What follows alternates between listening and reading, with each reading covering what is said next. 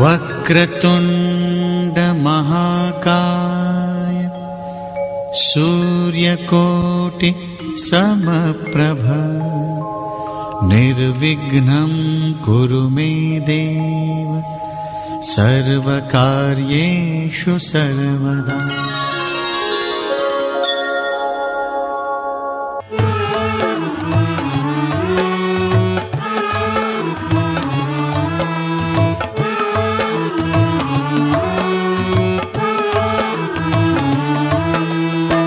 देवगडच्या देवभूमीवर निसर्ग सुंदर गाव, देवगडच्या देवभूमीवर निसर्ग सुंदर गाव, वाडा त्याचे नाव, वाडा त्याचे नाव, वाडा त्याचे नाव, वाडा त्याचे नाव, देवगडच्या देवभूमीवर निसर्ग सुंदर गाव, देवगडच्या देवभूमीवर निसर्ग सुंदर गाव, वाडा त्याचे नाव, वाडा त्याचे नाव, वाडा त्याचे नाव, वाडा त्याचे नाव।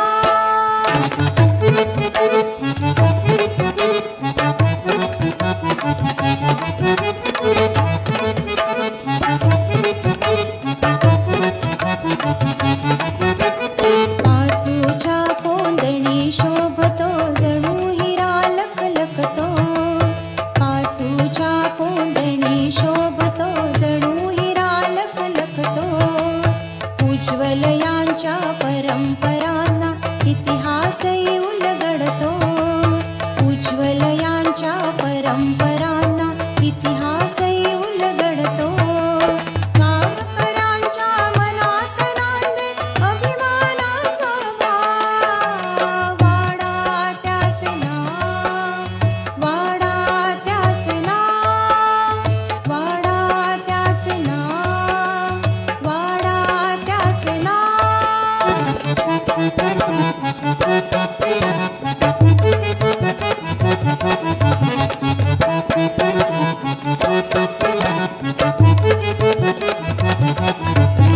सीमा रक्षण करण्या इथे विमलेश्वर जागृत, सीमा रक्षण करण्या इथे विमलेश्वर जागृत, राम मारुती श्री गणेश दत्तही त्यासोबत, भक्तिरसाचा प्रवाह घेतो नित्य तिथे होता, वाडा त्याचे नाव, वाडा त्याचे नाव, वाडा त्याचे नाव, वाडा त्याचे नाव।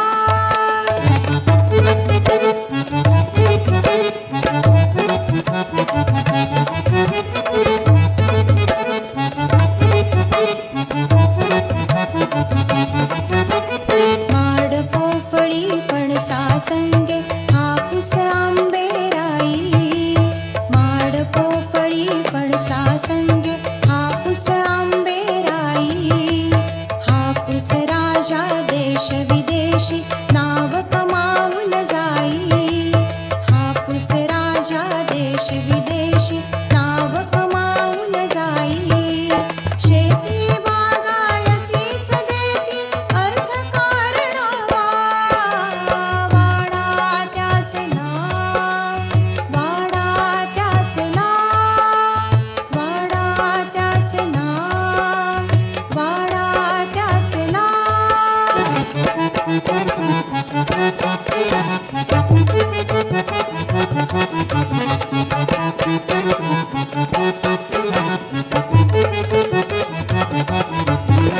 गायक वादक साहित्यिक निरंगकर्मी ही हौशी, गायक वादक साहित्यिक निरंगकर्मी ही हौशी, दानशूर कारागीर असल्या नररत्नांच्या राशी, वारा वाडा अलग तरीही असे सदा समभाव, वाडा त्याचे नाव, वाडा त्याचे नाव, वाडा त्याचे नाव,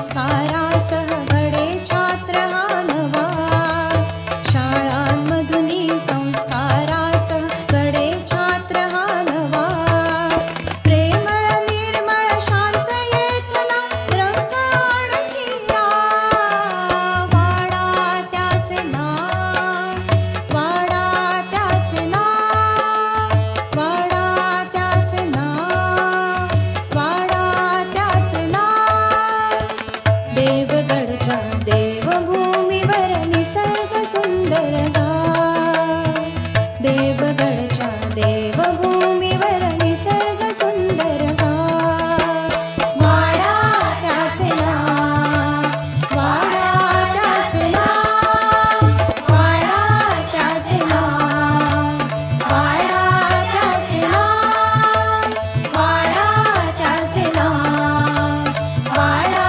त्याचे नाव देवगड विजयदुर्ग रस्त्यावरून येताना सडेवाडीचा उतार लागला की वातावरणातला बदल जसा आपोआप जाणवतो ना, तसाच आपल्या रसनेला चाळवणारा खमंग भजनचा वासही नाकात शिरतो. तेव्हा समजावं की हेच ते आपण ऐकलेलं अडकित्यांचं गाव. भूगोल शिकवताना मास्तर तुम्हाला प्रश्न विचारायचे ना, की सिंधुदुर्ग जिल्ह्यातलं अडकित्यांसाठी प्रसिद्ध असणारं गाव कोणतं? नंतर सिंधुदुर्गचा नकाशा दाखवून देवगड तालुक्यातलं छोटंसं गाव दाखवून म्हणत, हेच ते सुंदर वाडा गाव बरं का. अडकित्यांप्रमाणेच पांडवकालीन लेणी म्हणून प्रसिद्ध असलेल्या विमलेश्वर मंदिराचंही हेच ते वाडा गाव. अगदी नावाप्रमाणे सुंदर आणि प्रशस्त असलेलं हे वाडागाव चारी बाजूनी डोंगराने वेढलेलं, हिरवंगार आणि निसर्गाचं वरदान लाभलेलं. ह्या गावाचं मूळ नाव वाडे. वाढता वाढता वाढे ह्या उक्तीप्रमाणे वाढत गेलेलं. 12 वाड्या आणि उपवाड्यांनी बनलेलं. त्यातल्याच कसबेवाडीत अगदी 100 वर्षांपूर्वीपासून मेस्त्री घराण्यातले कसबी लोक विविध प्रकारच्या लोखंडी वस्तू बनवीत. अडकित्ते, सुरे, तलवारी, चाकू, गुप्त्या, बंदुका, विळ्या इत्यादी. त्यातल्या काही वस्तू लढाईसाठी उपयुक्त, तर अडकित्ते सुपारी फोडण्यासाठी, कातरण्यासाठी, आणि विळ्या घरात चिरकाम करण्यासाठी उपयुक्त. मात्र महाराष्ट्राच्या कानाकोपऱ्यात पोचला तो वाड्याचा अडकित्ताच बरं का. ह्या अडकित्त्याचे पोपटी, डबल पोपटी, बागपी, सरळ असे अनेक प्रकार आहेत. ते केवळ सुपारीच नव्हे, तर इतर अनेक लहान मोठ्या वस्तू तोडता याव्यात यासाठी लहान मोठ्या आकाराचे बनवलेले असत. हे बनवणारे काही दिवंगत कारागीर म्हणजे श्रीधर मेस्त्री, सहदेव मेस्त्री, रघुनाथ मेस्त्री, गणपत मेस्त्री हे ह्या कामात अगदी वाकबगार होते. आज त्यांचे वंशजही अडकित्ते बनवतात. असं हे अडकित्त्यासाठी प्रसिद्ध असणारं वाडा गाव इथल्या विमलेश्वर मंदिरासाठीही प्रसिद्ध आहे बरं का. रंपम तरररररर तारारारा ऋतुमँगोज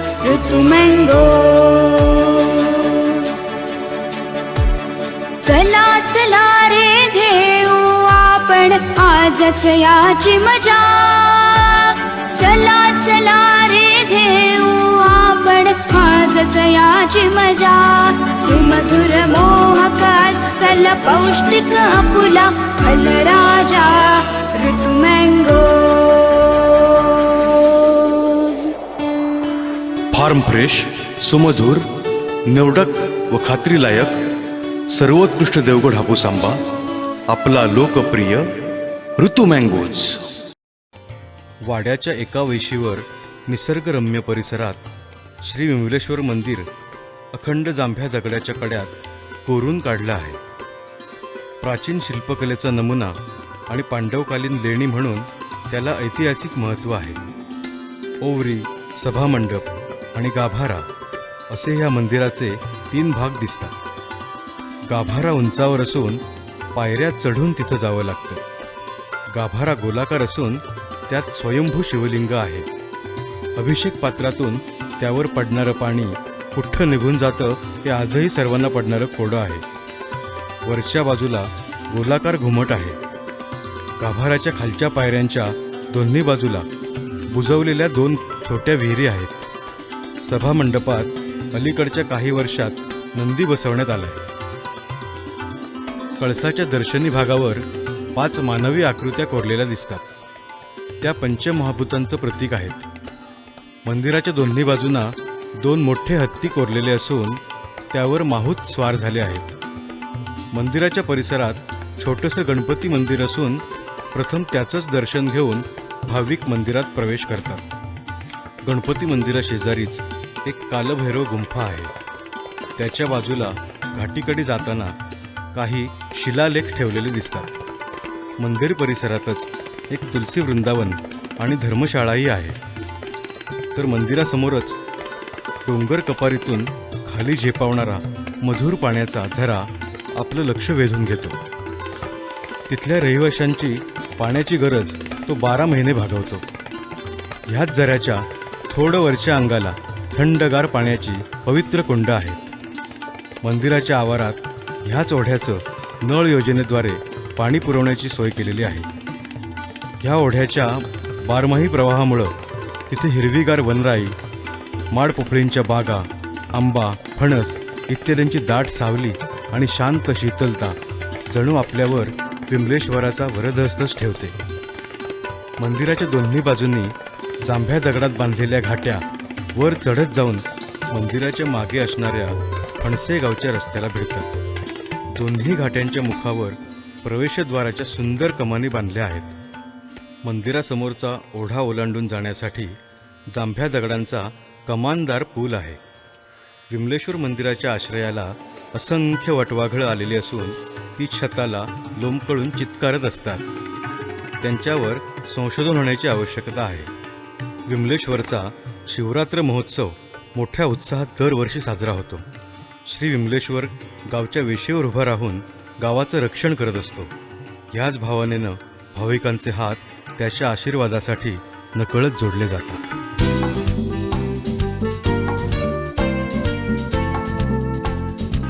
वाड्यातली इतरही अनेक खाजगी आणि सार्वजनिक अशी काही महत्त्वाची देवालये पाहूया. कोकणी परंपरेप्रमाणे वाड्यातही ग्रामदैवत रवळनाथाचं मंदिर आहे. ते कौलारू असून प्रशस्त आहे. वरच्या आढ्याला कसलाही आधार न देता ते उभारले हे त्याचं वैशिष्ट्य. देवळातल्या सभामंडपात लाकडी भागावर सुंदर नक्षी कोरली. गाभाऱ्यात काळ्या पाषाणात कोरलेली रवळनाथाची तेजस्वी मूर्ती आहे. इथे दसऱ्याला मोठा उत्सव असतो. परबवाडीतल्या परबांची कुलस्वामिनी असलेल्या श्री महालक्ष्मीचं हे प्रशस्त मंदिर. गाभाऱ्यात महालक्ष्मीची काळ्या पाषाणात कोरलेली देखणी मूर्ती मनमोहक आहे. हे मंदिर सुमारे 500 वर्ष पुरातन असून गाभारा आणि सभामंडप असे त्याचे 2 भाग आहेत. मंदिरासमोर मोठं प्रांगण आहे.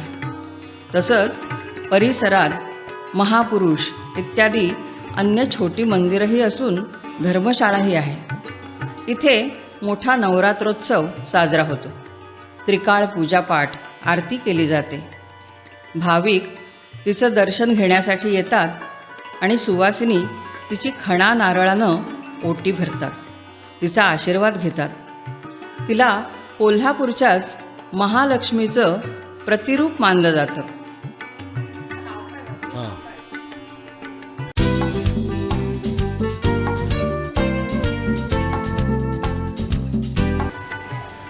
आता हे रस्त्यालगत असलेलं सुतारवाडीचं पावणाई मंदिर. इथंही नवरात्रोत्सव साजरा केला जातो.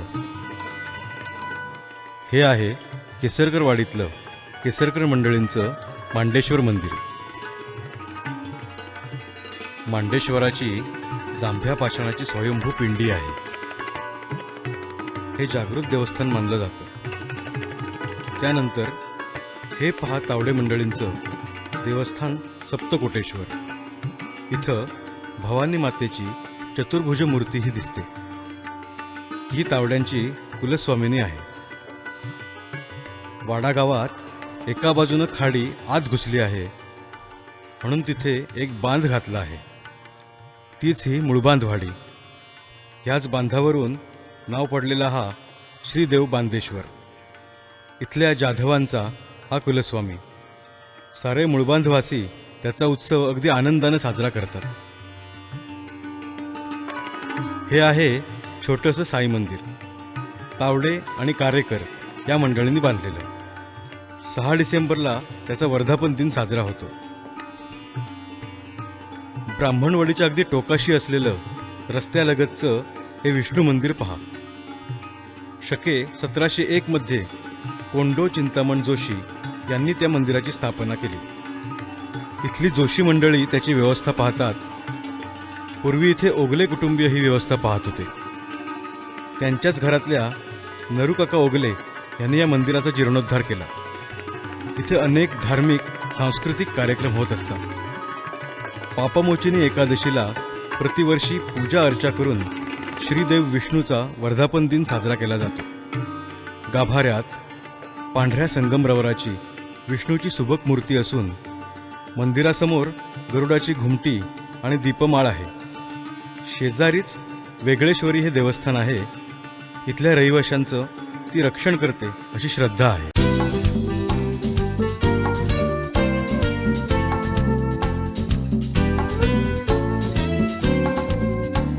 गेली 150 वर्ष ज्याचा महोत्सव साजरा होतो ते पाटणकर घराण्याचं हे श्री दत्त मंदिर. आज महाराष्ट्रातही हे देवस्थान प्रसिद्ध झाले. बल्लाळभट पाटणकर या मूळ पुरुषाने इथं एकमुखी दत्त आणि प्रसादार्थ मिळालेल्या पादुकांची स्थापना केली. त्यावर मंदिर उभारलं.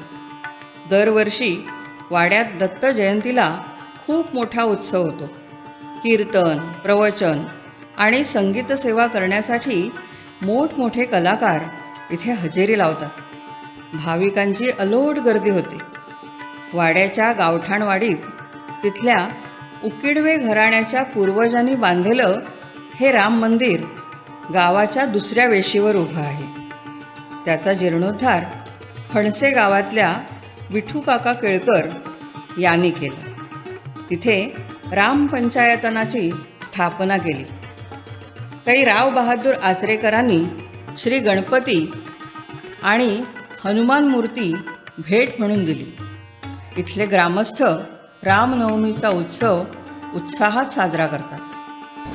विजयदुर्गकडून देवगडकडे जाताना सडेवाडीत रस्त्यालगतच असलेलं हे छोटेखानी श्री गणपती मंदिर. वाड्यातल्या जोशी घराण्याच्या पूर्वजाला झालेल्या दृष्टांतानुसार मूर्तीची स्थापना करण्यात आली. त्यावर घुमटी बांधण्यात आली. गेल्या काही वर्षात इथल्या परब मंडळींनी पुढाकार घेऊन सुबक सुंदर असं मंदिर बांधून त्याचा जीर्णोद्धार केला.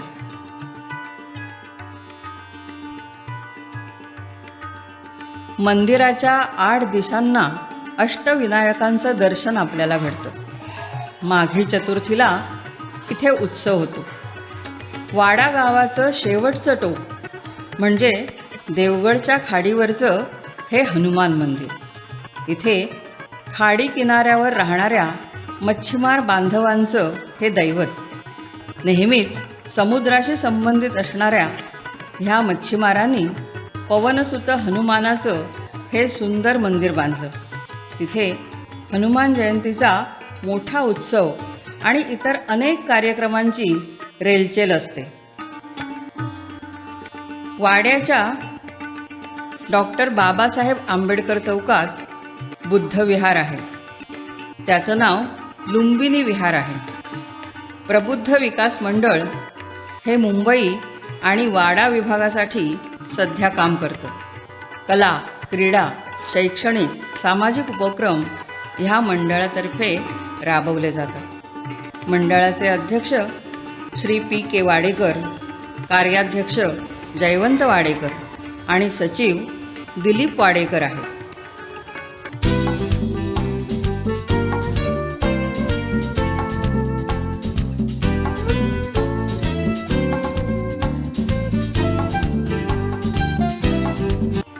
असं हे श्रद्धाळू लोकांचं वाडागाव 7-8 किलोमीटरच्या मोठ्या परिघात पसरलेलं आहे.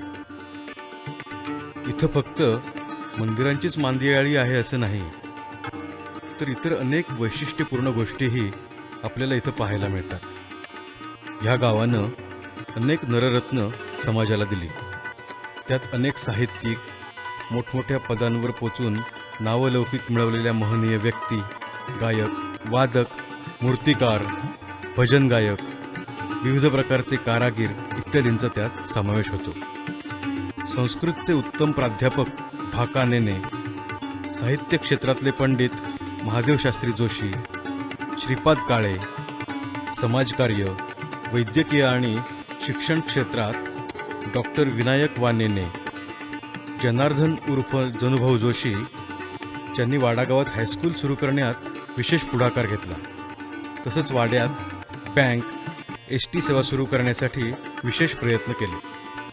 मुंबईचे पोलीस उपायुक्त राव बहादूर आचरेकर, महाराष्ट्र राज्य लोकसेवा आयोगाचे सदस्य मोहन तावडे, मराठवाडा विद्यापीठाचे माजी कुलगुरू नानासाहेब तावडे, राव बहादूर तावडे, वैद्यकीय क्षेत्रात वामन तेली, विष्णू जोशी, सुईणकाम करणाऱ्या गोदावरी केसरकर, नाट्यक्षेत्रात दिनकर जाधव, वामनराव तावडे, बाबूकाका देवधर, बंडोपंत तावडे, नाना वेलणकर, वासुकाका वेलणकर, तर संगीत क्षेत्रात रामचंद्र उर्फ गवई बापट, शंकरराव आचरेकर, क्रीडा क्षेत्रात मयूर तावडे, उद्योग व्यवसाय क्षेत्रात महादेव शेठ आचरेकर अशी अनेक माणसं या गावानं दिली.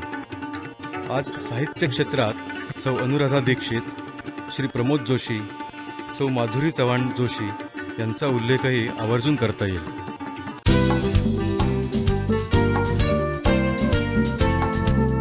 साहित्यिक श्रीपाद काळे हे घराजवळच्या गणपती मंदिराची व्यवस्था पाहत, पौरोहित्य करीत, तसंच वेदपाठ शाळाही चालवित. त्यांनी आपले अनेक शिष्य तयार केले. तसंच गावातल्या काही मुलींनाही पौरोहित्य आणि रुद्रपठण इत्यादी शिकवलं. त्यांचे धाकटे बंधू श्री वामन काळे आकाशवाणी सांगलीवर उत्तम निवेदक म्हणून कार्यरत होते. तसंच ते साहित्यिकही आहेत. श्री विठ्ठल गुरव हे मूर्तिकार. त्यांचा गुरववाडीत गणपती कारखाना. त्यांच्या पुढच्या पिढीनेही हा वारसा जपला आहे. तावडेवाडीतील श्री विजय तावडे हेही उत्तम मूर्तिकार आहेत. त्यांच्या कारखान्यातल्या मूर्तींना खूप मागणी असते. पूर्वी नाटकासाठी लागणारे पोशाख त्यांच्याकडे भाड्याने मिळत असत. गावात काही भजनी मंडळही आहेत. त्यात श्री संदीप फडके, दुर्वास गुरव, निलेश गुरव, प्रदीप गुरव, बाबू मेस्त्री, अनिल घाडी, साहिल हिवाळकर यांची, तर निशा फडके यांचं महिला भजनी मंडळही आहे. स्वरसाधना संगीत विद्यालय वाडा इथे संगीत शिक्षिका सौ प्रियांका वेलणकर यांनी संगीत शिक्षण देऊन अनेक शिष्य घडवले. तसंच नुपुरांगणच्या नृत्य शिक्षिका मृणाल केळकर यांनीही नृत्यप्रेमी विद्यार्थ्यांना कथ्थक नृत्याचं प्रशिक्षण देऊन अनेक विद्यार्थी घडवलेत. ह्या दोन्ही विद्यालयाच्या विद्यार्थ्यांनी राज्यस्तरीय स्पर्धांमध्ये भाग घेऊन उज्ज्वल यश संपादन केले. बौद्धवाडीत बांबूकाम करणारे अनेक कारागीर आहेत. सुपं, रोवळ्या, टोपल्या, घुडे इत्यादी वस्तू तयार करून ते गावाची गरज भागवतात. कोल्हापूरचे साळुंखे बंधू वाड्यात स्थायिक होऊन लोहारकाम करतात. शिरकर बंधू चप्पल तयार करण्याचं काम गेली कित्येक वर्ष करत आहेत. वाड्यात शेती व्यवसायाव्यतिरिक्त हापूस आंब्याचा व्यवसाय फार मोठ्या प्रमाणात चालतो. त्या अनुषंगानं इथले अनेक युवक आंबा वाहतूक व्यवसाय, प्रवासी वाहतूक व्यवसाय अशा व्यवसायात उतरले आहेत. तसंच आंबा पॅकिंगसाठी पुठ्ठ्याचे खोके, लाकडी पिंजरे तयार करणारे, खतं, औषधं यांचे व्यावसायिकही आहेत. फडके इलेक्ट्रिकल्स यांच्या दुकानात आंब्यावरील फवारणी यंत्र, विजेवरील पाण्याचे पंप, ग्रास कटर इत्यादी साधनांसाठी देवगड तालुका आणि सिंधुदुर्ग जिल्ह्याबाहेरही फार मोठी मागणी असते. तसंच इथल्या हापूस आंब्याला महाराष्ट्रासह गोवा, गुजरात इत्यादी राज्यातही फार मोठी मागणी असते. सागरी महामार्ग वाडा गावातूनच जात असल्यामुळे रत्नागिरी, कोल्हापूर, मुंबई इत्यादी जिल्ह्यांशी या गावाचा थेट संपर्क येतो. दरवर्षी गणपती, होळी इत्यादी सणांना मुंबईचा चाकरमानी आवर्जून गावात येतो. त्यामुळे सुद्धा इथल्या अनेक उत्पादनांना मागणी वाढते. त्याद्वारे गावाच्या अर्थकारणालाही चालना मिळते. इथे घरोघरी आंबा, फणस, काजू इत्यादी फळांवर प्रक्रिया करून विविध उत्पादनं तयार केली जातात. त्यात विशेषतः महिला वर्गाचा मोठा हातभार लागतो. वाडा गावात असणाऱ्या 2 संस्था आता पाहूया, ज्या वाड्याची शान आहेत. त्यातली ही आहे देवगड एज्युकेशन बोर्ड मुंबई संचलित कृ केळकर हायस्कूल वाडा ही माध्यमिक शाळा. 1955 साली तिची स्थापना झाली. गावातल्या अनेक शिक्षणप्रेमी मंडळींनी एकत्र येऊन तन, मन, धन अर्पून ती नावारूपाला आणली. आज वाडा पंचक्रोशीतली कित्येक मुलं मुली तिथे शिक्षण घेतात. 2004-05 ह्या वर्षी शाळेचा सुवर्ण महोत्सव साजरा झाला. शाळेसाठी फणसे इथल्या केळकर कुटुंबियांनी शाळेला आपली जमीन आणि कलमबाग देणगी दाखल दिली. आज तिथे मोठी इमारत उभी असून नाडण येथील कै द बा उर्फ पंत भिडे याने दिलेल्या आर्थिक देणगीतून तात्या भिडे सभागृह दिमाखात उभं आहे. वाड्यासारख्या अगदी ग्रामीण भागात हे असूनही शैक्षणिक, कला, क्रीडा इत्यादी क्षेत्रात विद्यार्थ्यांनी नावलौकिक मिळवलं आहे. ह्याच शाळेत श्रीकृष्ण जगन्नाथ मराठी एकांकिका स्पर्धा राज्यस्तरावर खुला गट आणि बालगट ह्या विभागात भरवल्या जात असत. शाळेचं नाव उंचावण्यामध्ये शाळेच्या आजपर्यंत होऊन गेलेल्या मुख्याध्यापकांचं आणि शिक्षक तसंच अन्य कर्मचारी वर्गाचं मोठं योगदान आहे. विद्याधर भागवत, भादा देशपांडे, गोह मुतालिक, यह जोशी, श्रीह वेलणकर, चमस शिंगाडे, कृ आंबुलकर, संजीव राऊत आणि सध्याचे मनोहर भगत हे मुख्याध्यापक शाळेला लाभले. 1 ऑगस्ट 1925 रोजी स्थापन झालेलं सध्याचं डॉक्टर विवा नेने ग्रंथालय आणि सौ मालती जनार्दन जोशी मोफत वाचनालय ही दुसरी संस्था आता 100कडे वाटचाल करत आहे. इतक्या जुन्या काळात सुद्धा ह्या छोट्याशा गावात वाचनालयाची स्थापना करणं हे इथल्या लोकांची ज्ञानार्जनाची आवड अधोरेखित करणारं आहे. गावातील ज्येष्ठ साहित्यिक श्रीपाद काळे यांनी हे वाचनालय नावारूपाला आणण्यासाठी विशेष मेहनत घेतली. अनेक साहित्यिक आणि वाचन उपक्रम त्यात राबवले. त्यामुळे महनीय लेखक, लेखिका, व्याख्याते इत्यादींची लोकांना प्रत्यक्ष ओळख करून घेता आली. त्यांचे विचार ऐकता आले. हजारो पुस्तकांनी, उत्तम ग्रंथांनी हे वाचनालय समृद्ध झाले आहे. शालेय विद्यार्थ्यांसाठी वृत्तपत्र, पुस्तकं हायस्कूलच्या विद्यार्थ्यांना मोफत वाचनासाठी दिली जातात. त्यातून वाचनाची आवड विद्यार्थ्यांमध्ये निर्माण करण्याचा प्रयत्न होतो. सध्या श्री देवी जोशी हे ग्रंथालयाचे अध्यक्ष, श्री अजय वेलणकर हे कार्यवाह आणि श्री सुनील जोशी हे ग्रंथपाल म्हणून कार्यरत आहेत. वाड्यात शिक्षणाचा पाया घालणारी पूर्ण प्राथमिक मराठी शाळा वाडा नंबर 1 ही गेल्या 100 वर्षापासून अस्तित्वात आहे. आज ती केंद्रशाळा असून इतरही वाड्या वस्त्यांवर प्राथमिक शिक्षणाची सोय झाली आहे.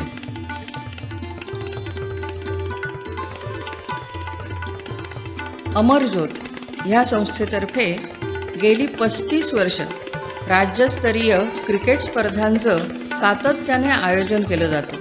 सुंदर नियोजन आणि शिस्तबद्धता ही त्याची खास वैशिष्ट्य. वाड्यात बऱ्याच वर्षांपूर्वी सामाजिक, कौटुंबिक, ऐतिहासिक इत्यादी विषयांवर नाटकं होत असत. इथला माणूस नाट्यप्रेमी, रसिक असल्याची ही खूण आहे. तर अशा ह्या वाडेगावात कशाचीच कमतरता नाही. सर्व सुखसोयी उपलब्ध आहेत. इथला माणूस सुखी समाधानी आहे. हा वाड्याचा नकाशा पाहिलात का? वाड्याच्या शेजारी असणारी ही नाडण, फणसे, पडवणे, कुरळ, पडेल ही गावं. ह्या साऱ्या सख्ख्या शेजाऱ्यांशी वाड्याचे ग्रामस्थ सलोख्याचे संबंध ठेवून आहेत. ह्या गावांमधून आपसात सहकार्याचीही देवाणघेवाण होत असते. अशा आमच्या सुंदर वाडा गावाला तुम्हाला नक्कीच भेट द्यावीशी वाटेल. खरं ना? धन्यवाद.